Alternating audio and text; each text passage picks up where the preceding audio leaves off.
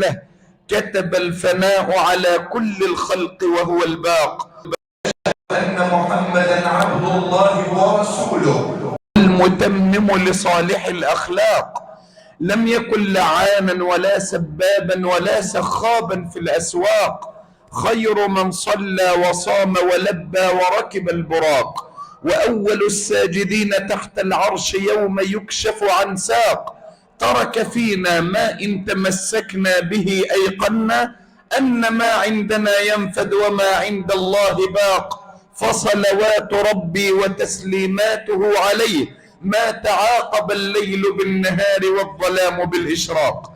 أما بعد أيها المباركون، حقوق ستسأل عنها بين يدي الله يوم القيامة، سلسلة علمية تربوية منهجية جديدة، لا أقدمها من باب الأهلية، أشهد الله على ذلك، ولكن أقدمها من باب الشعور بالمسؤولية، وأسأل الله أن يجعلني وإياكم من الصادقين، إنه ولي ذلك ومولاه. نحن الليلة على موعد مع اللقاء 56 من لقاءات هذه السلسلة الجليلة المباركة الكريمة. كنت قد توقفت معكم في اللقاء السابق مع حق جلل، مع حق مقرون تماما بالحق الأول، فبعد الصبر حتما الرضا، فهو حق الرضا. وطرحت مجموعة من الأسئلة، وقلت على وعد إن شاء الله أن أسأل السؤال وأن أطرحه على أرض الواقع وأن أجيب. هذا منهج قال الله، قال رسوله، قال التابعون، قال السلف الأولون. أسأل الله أن يجعلني وإياكم من الصادقين، إنه ولي ذلك ومولاه. قلت: هل رضيتم بالله ربا؟ هل رضيتم بالإسلام دينا؟ هل رضيتم بمحمد صلى الله عليه وسلم نبيا ورسولا؟ هل جنيتم ثمار الرضا؟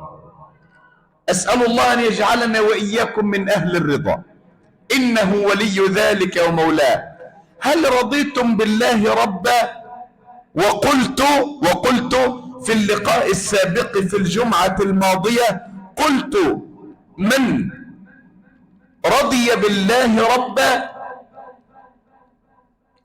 ذاق جنة الدنيا، ومن ذاق جنة الدنيا حتما سيذوق جنة الآخرة.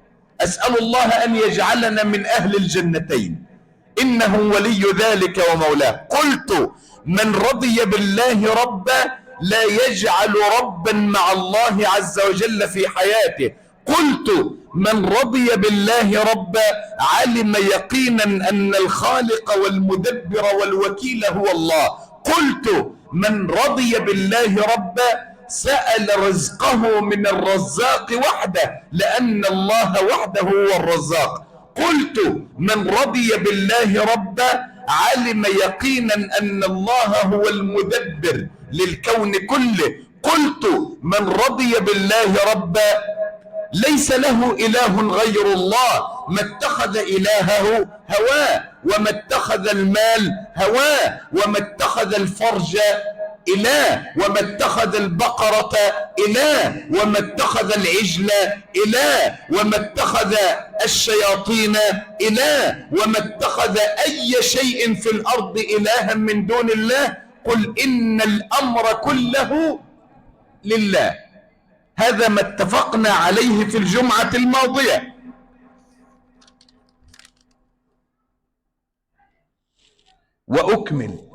وأكمل من رضي بالله ربا رضي بقدر الله عز وجل، خيره وشره، فالقدر من عند الله، خيره من عند الله وشره من عند الله. رضي بقضاء الله عز وجل، قدره خيره إن كان أو شر، رضي بالقضاء والقدر.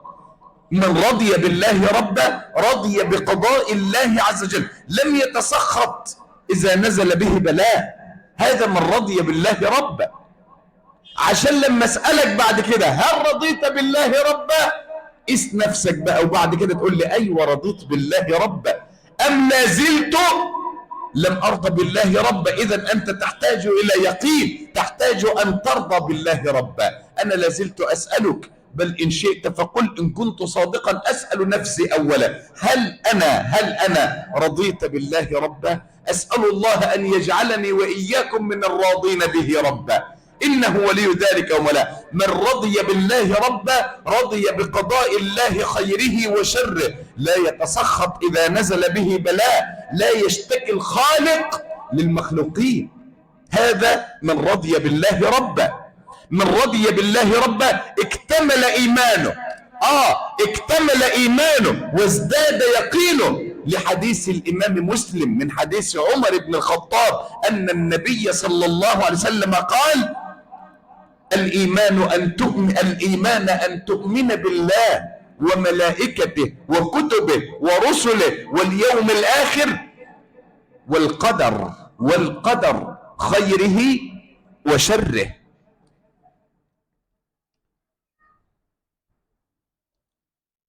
فما من قدر، خلي بالك بقى، فما من قدر يقع عليك، فما من قدر قدره الله عز وجل لك إلا خير، وإن كنت تحسبه في نفسك أنه شر. يبقى كل قضاء ربنا إيه؟ خير، حتى وإن كنت تحسب أن قدر الله عليك في هذه اللحظة شر، لأن أكثر الناس إلا من رحم الله وقت البلاء ووقت المصيبة لا يتملك قلبه ولا يتملك قوله ولا يتملك فعله.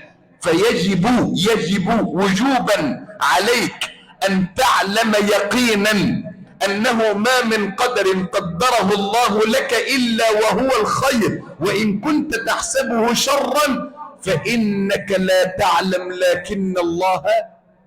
لكن الله يعلم.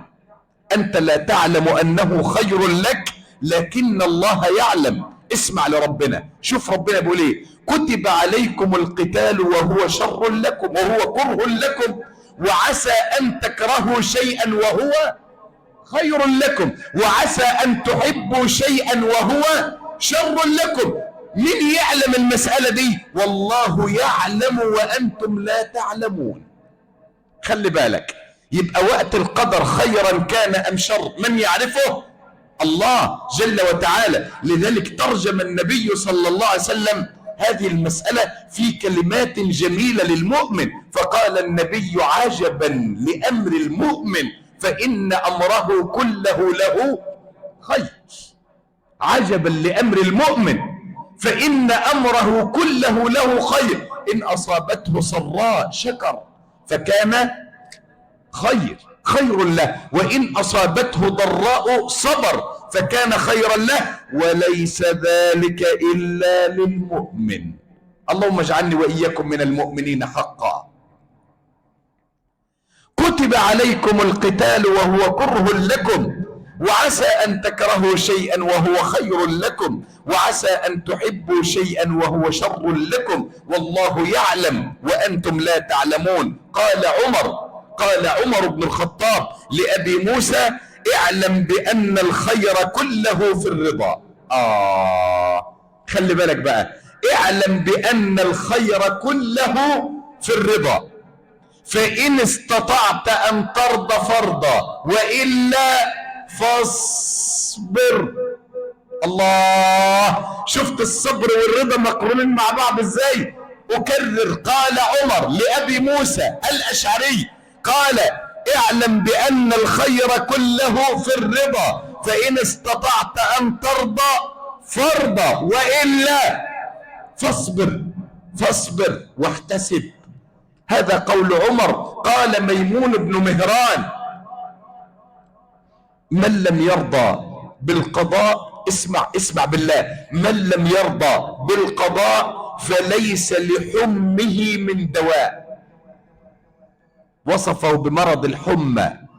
قال ميمون بن مهران: من لم يرضى بالقضاء فليس لحمه من دواء، يعني خلاص هذا مريض بالحمى وليس له من دواء. اللهم اكتبنا عندك الليلة من الراضين يا رب.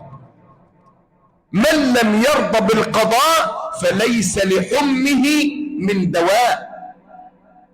من رضي بالله ربا، ايوه دي صفات الراضين، خلي بالك، من رضي بالله ربا رضي بحكم الله مختارا غير مكره ولا مضطر. شوف الصفة الجميلة دي، خلي بالك منها. من رضي بالله ربا رضي بحكم الله، يا سلام، رضي بحكم الله عليه مختارا غير مكره ولا مضطر.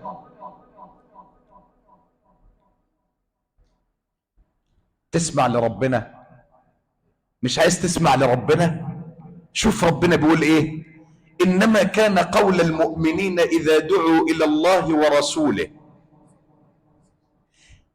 ليحكم بينهم، خلي بالك، ليحكم بينهم ان يقولوا سمعنا واطعنا واولئك هم المفلحون. اللهم اجعلني واياكم منهم. انما كان قول المؤمنين إذا دعوا إلى الله ورسوله ليحكم بينهم أن يقولوا سمعنا وأطعنا، خلاص مسلم، سمعنا وأطعنا وأولئك هم المفلحون. ده لو حبيت تسمي ده تسميه إيه؟ ده اللي رضى بالله إيه؟ ده اللي رضى بالله ربا. هذا من رضي بالله ربا. قال تعالى: وما كان لمؤمن ولا مؤمنة إذا قضى الله ورسوله أمرا أن يكون لهم الخيرة من أمرهم. مفيش خيرة، الأمر جاي منين؟ من الله. إذا مفيش خيرة ليا، قل إن الأمر كله لله، يبقى أنا ماليش خيرة. خلي بالك، قال تعالى: وما كان لمؤمن ولا مؤمنة إذا قضى الله ورسوله أمرا أن يكون لهم الخيرة من أمرهم ومن يعص الله ورسوله فقد ضل ضلالا مبينا. اللهم لا تجعلنا من أهل الضلال واكتبنا يا رب من أهل الرضا. شفت من رضي بالله ربا؟ أيوة، لما اجي اسالك بعد كده هل رضيت بالله ربا، ما تستغربش السؤال، لان هنزل لك السؤال على ارض الواقع وبعدين اسالك اقول لك هل رضيت بالله ربا. اللهم اجعلنا ممن رضوا بك ربا وبك الها وبك معبودا وحدك لا شريك لك. شفت اللي راضي بالله ربا ملوش خيره إذا حكم الله عز وجل في الأمر. إنما المنافقون لا عياذا بالله، سلمنا الله وإياكم من أهل النفاق. المنافق معرض عن حكم الله، المنافق متأول من عنده في حكم الله، المنافق دايما يصد عن حكم الله. اسمع لربك وهو يصفهم في القرآن الكريم أنهم على الدوام معرضون. قال تعالى: ألم تر إلى الذين يزعمون، ده خلي بالك، ده بداية القصيدة نفاق، ده بداية القصيدة نفاق، ده خلي بالك، ده ربنا في بداية الآية قال لك إنهم بيزعمون، هم مش مؤمنين حقا، لا ده مؤمنين بزعمهم. اسمع لربنا بس بعد ما توحد.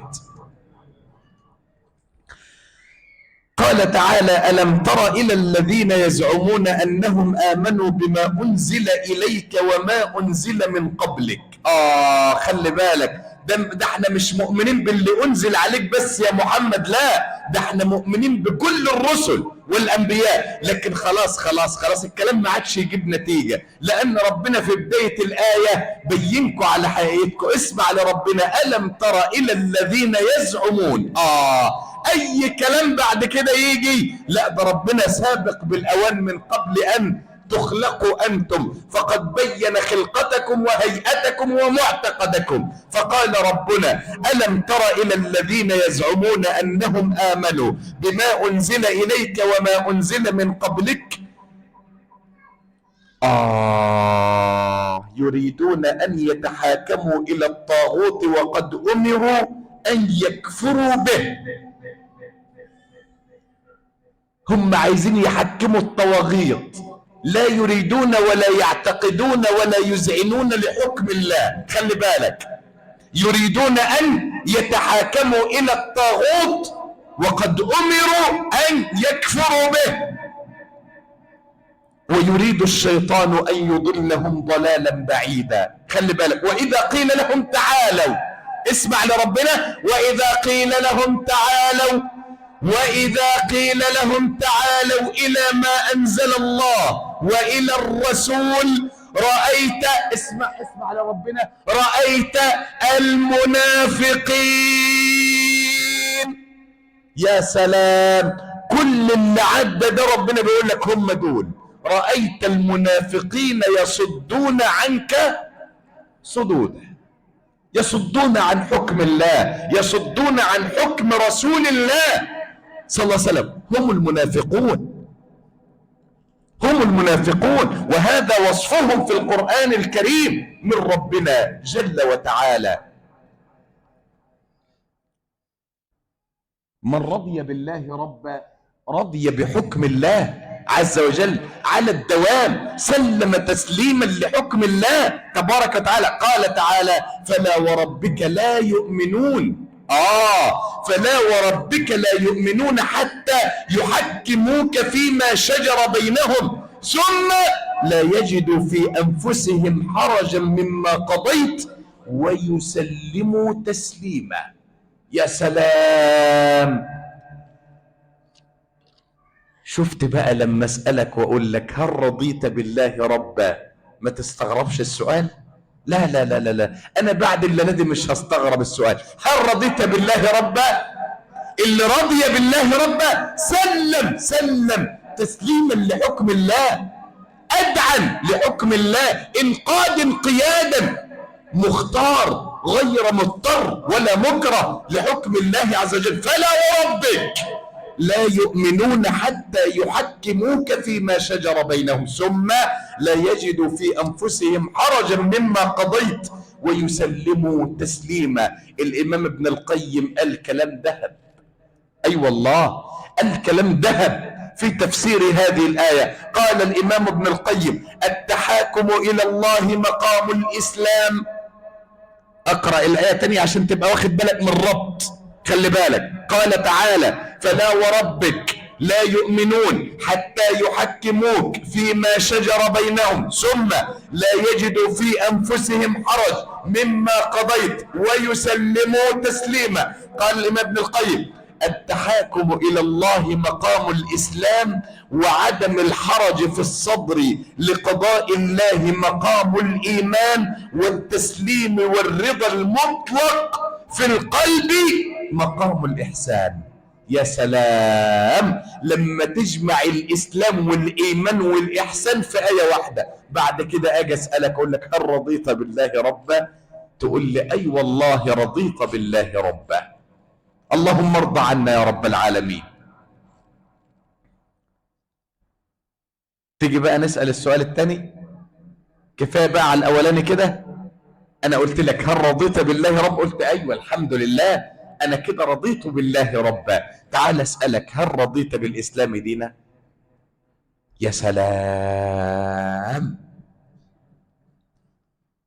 بص عشان ما توهكش وعشان ما تهربش مني وتنام، أنا أقول لك كلمتين، خلي بالك عشان ما تنامش هقول لك كلمتين. اللي رضى بالإسلام دينا هيعيش معايا في محورين. المحور الأول، خلي بالك ركز معايا، المحور الأول من رضي، اسمعوا المحور الأول، من رضي بالإسلام دينا علم يقينا أن الإسلام هو الدين الوحيد. خلي بالك، من رضي بالإسلام دينا علم بأنه هو الدين الوحيد الذي ارتضاه الله عز وجل لأهل السماء وأهل الأرض. يبقى الدين المطلق على وجه السماء والأرض هو الإيه؟ هو الإسلام. استنى يا عم، عايز تقول إيه؟ عايز أقول لك إن مفيش بشر ربك خلقه على وجه السماء والأرض لا من الملائكة ولا من الأنبياء ولا من الأمم السابقة ولا من آخر أمة النبي صلى الله عليه وسلم إلا ودينه الإسلام. شكلك كده اللي ده عايز تصحصحنا وخلاص. لا لا لا لا والله ولا كلمة أقولها لك إلا قال الله قال الرسول. خلي بالك، يبقى أول محور عشان نعيش مع بعض وما ننامش، اللي رضي بالإسلام دينا علم أن الإسلام هو الدين الوحيد الذي ارتضاه الله عز وجل لأهل السماء والأرض. أمال التوراة دي إيه؟ أمال الزبور ده إيه؟ أمال الإنجيل ده إيه؟ يا عم الشيخ سامي ما تركز. أمال كل الكتب دي اسمها شرائع، إنما الدين واحد، الإسلام. يعني عايز تقول إن التوراة نزلت بالإسلام؟ أي أقسم بالله. عايز تقول إن الزبور نزل بالإسلام؟ أي والله. عايز تقول الإنجيل نزل بالقرآن؟ أي والله بالإسلام، كله بالإسلام. حتى الأنبياء اللي نزلوا بالكتب ده نزلوا بالإسلام. مفيش يا شباب يا رجال يا آباء الكرام، مفيش دين لا في السماء ولا الأرض إلا هو دين واحد، هو الإسلام. يا أخي كل الأنبياء دينهم الإسلام. تعالوا هذا دين الأنبياء من لدن نوح إلى محمد، صل عليهم جميعا، صلى الله عليه وآله وصحبه وسلم جميعا. نحن لا نفرق بين الأنبياء، نحن نؤمن بنوح كما نؤمن بمحمد، كما نؤمن بعيسى، كما نؤمن بموسى. كل الأنبياء عندنا واحد، وذلك في القرآن: آمن الرسول بما أنزل إليه من ربه والمؤمنون كل والمؤمنون كل آمن بالله وملائكته وكتبه ورسله، مش ورسوله، لا ورسله. كل الأنبياء عندنا واحد، وكل الأنبياء عند الله دينهم الإسلام. خلي بالك، نوح دينه الإسلام. قال تعالى في سورة يونس، قال الله عز وجل: وأمرت أن أكون من المسلمين. هذا نوح عليه السلام. إبراهيم دينه الإسلام.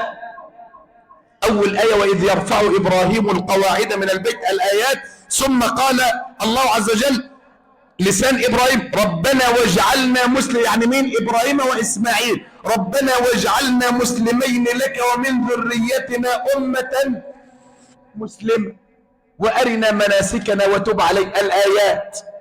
إبراهيم دينه الإسلام، نوح دينه الإسلام، يعقوب دينه الإسلام. قال تعالى: ما تعبدون، بيقول لأولاده اللي 11: ما تعبدون من بعدي؟ قالوا نعبد إلهك وإله آبائك إبراهيم وإسماعيل وإسحاق إلها واحدا ونحن له مسلمون. هذا يعقوب عليه السلام. موسى الإسلام. قال تعالى: وقال موسى يا قوم إن كنتم آمنتم بالله فعليه توكلوا إن كنتم مسلمين. هذا دينه الإسلام. يوسف دينه الإسلام. قال تعالى: رب قد آتيتني من الملك وعلمتني من تأويل الأحاديث فاطر السماوات والأرض أنت وليي في الدنيا والآخرة توفني مسلما وألحقني بالصالحين. دينه الإسلام. قال تعالى: سليمان إنه من ملكة سبأ إنه من سليمان وإنه بسم الله الرحمن الرحيم ألا تعلوا علي وأتوني مسلمين. دينه الإسلام.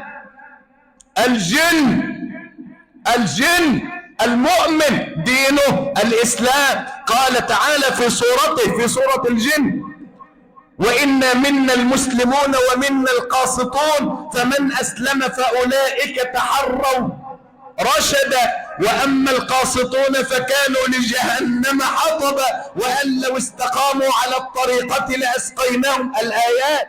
فدين الجن المؤمن الإسلام. محمد صلى الله عليه وآله وصحبه وسلم دينه الإسلام.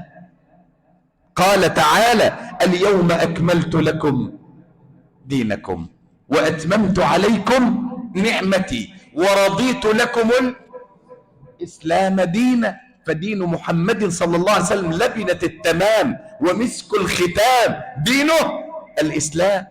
فكل الأنبياء دينهم واحد. تيجي نرجع في دقيقة أفكرك باللي أنا قلته. أنا قلت لك هعيشك في محورين اتنين، مفيش ولا واحد ينام بقى، احنا بنفوق اهو. لو أنا صادق محدش هينام، خلي بالك. احنا قلنا ايه؟ هعيشك في محورين. الأول أنه من رضي بالإسلام دينا علم يقينا أن الدين في الأرض والسماء الذي ارتضاه الله هو دين واحد، هو دين الإسلام. دللت لك من القرآن والسنة أن الدين إيه؟ واحد. مفيش ديانات، في شرائع، إنما الديانات دين واحد. ربنا حكم المسألة دي بالجملة، خلي بالك بالجملة بقى. احنا قلنا تفصيل، إنما الإجمال قال تعالى: إن الدين عند الله الإسلام. قال تعالى: ومن يبتغي غير الإسلام دينا فلن يقبل منه وهو في الآخرة من الخاسرين. ده بعد كده بقى لا عاد في إشكال، ولا عاد فيه اجتهاد لأهل العلم، ولا عاد في حد يقول ده فلان في الجنة وفلان في النار، ولا عاد حد مسك مفاتيح الجنة ولا النار ولا يتدخل فيها. خلاص ربنا حكم المسألة، يبقى ما عادش اجتهاد لحد. ما تصلوا بقى صلى الله عليه وآله وصحبه وسلم. تيجي نعيش في المحور الثاني. أنا على فكرة مش هطول عليكم الليلة دي، يعني أنا شوية دندنة كده بس برضه قال الله قال الرسول، نفوق بعض ونقوم نروح. نوحد. المحور الثاني بقى خلي بالك منه. حد فاكر المحور الأولاني؟ عشان ما ننساش. لو أنا قلت لك هل رضيت بالإسلام دينا هتقول إيه؟ احنا اتفقنا نعيش في محورين. المحور الأول قول كده: من رضي بالإسلام دينا علم أن أحسنت ربنا يرضى عنك ويرضيك. ده المحور الأولاني. علم يقينا أن الدين الذي ارتضاه الله عز وجل لأهل السماء والأرض دين واحد هو الإسلام. خلي بالك بقى من المحور الثاني: من رضي بالإسلام دينا رضي بحكم الإسلام. خلي بالك، رضي بحكم الإسلام في كل نفس وفي كل كلمة وفي كل لحظة من لحظات حياته.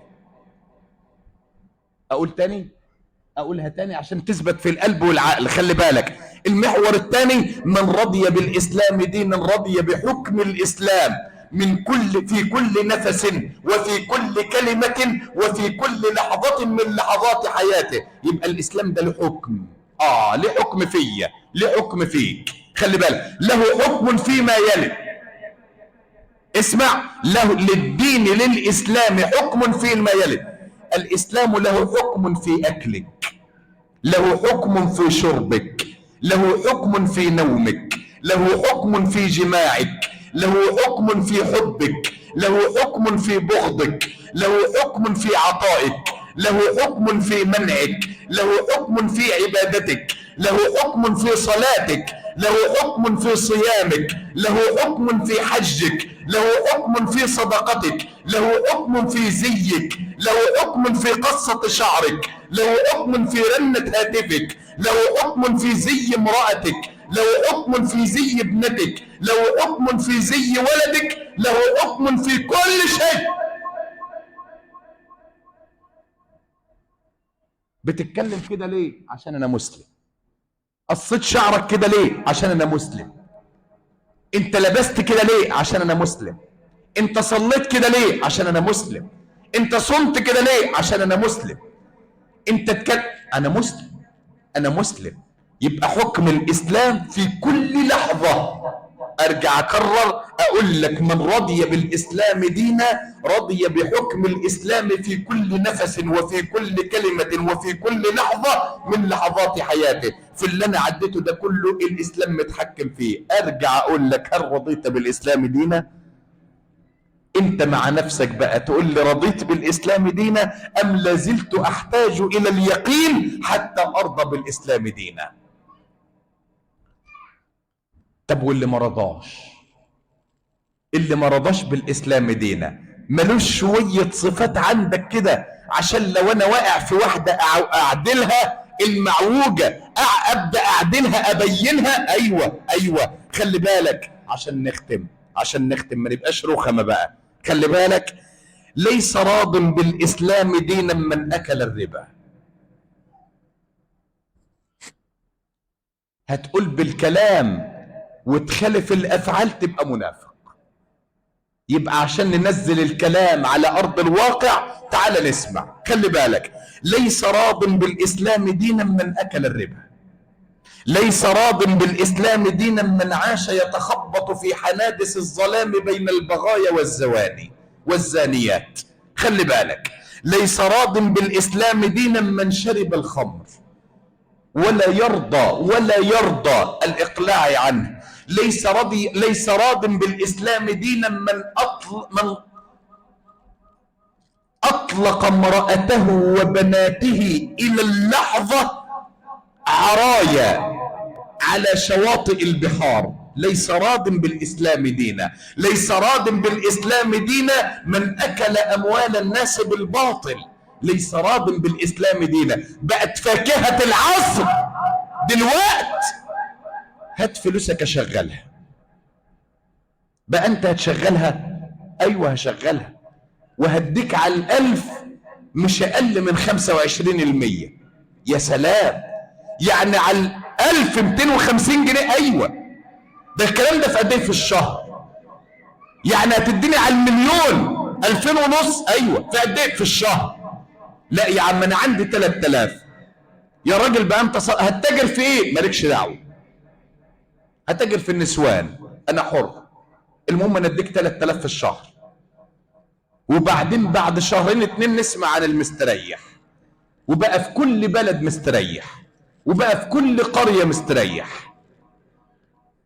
انا بسأله لو عنده يقين في الله، بالله عليكم واحد منكم يقول على الراجل ده راضي بالاسلام دينا؟ واحد منكم بس، انا عايز واحد. الراجل ده راضي بالاسلام دينا؟ وبعدين بعد ما راجل اتخذ فلوسه اللي يجي له جلطه، واللي يجي له شلل يموت في وقتها، واللي يزعل زعله ويفقد عينيه، واللي يزعل ماله كله ضاع. وما بقاش عندي ولا عبا في كل بلد مستريح بلدهم.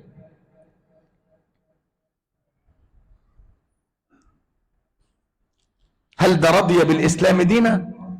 والله ما رضي بالاسلام دينا. ليس راض بالاسلام دينا من تفنن في ازاء جاره. ليس رضي بالاسلام دينا من تفنن في ازاء امرأته واولاده. ليس راض بالاسلام دينا من اطلق بصره على الدوام للنظر الى الحرام. ليس راض بالاسلام دينا من اغتاب. ليس راض بالاسلام دينا من نم وعاش بالنميمة. ليس راض بالاسلام دينا من ترك الصلاة. ليس راض بالاسلام دينا من ترك الصيام. ليس راض بالاسلام دينا من لم يحج الى الان ومعه القدرة بدنيا وماديا. ليس راض بالاسلام دينا. ليس راض بالاسلام دينا. هذه صفات من لم يرضى بالاسلام دينا. انا بعد ذلك اسألك، هل رضيت بالاسلام دينا؟ اللهم اجعلني واياكم ممن رضوا بالله ربا وبالاسلام دينا. تعالوا ان قدر الله البقاء واللقاء لنكمل دندنة كما نعيش بقال الله قال رسوله صلى الله عليه وسلم، لا نحيد عنها في اللقاء المقبل إن قدر البقاء واللقاء. أسأل الله أن يجعلني وإياكم من الذين يستمعون القول فيتبعون أحسنه. أولئك الذين هداهم الله وأولئك هم أولو الألباب. أقول قولي هذا وأستغفر الله العظيم لي ولكم، إنه هو الغفور الرحيم. والسلام عليكم ورحمة الله وبركاته.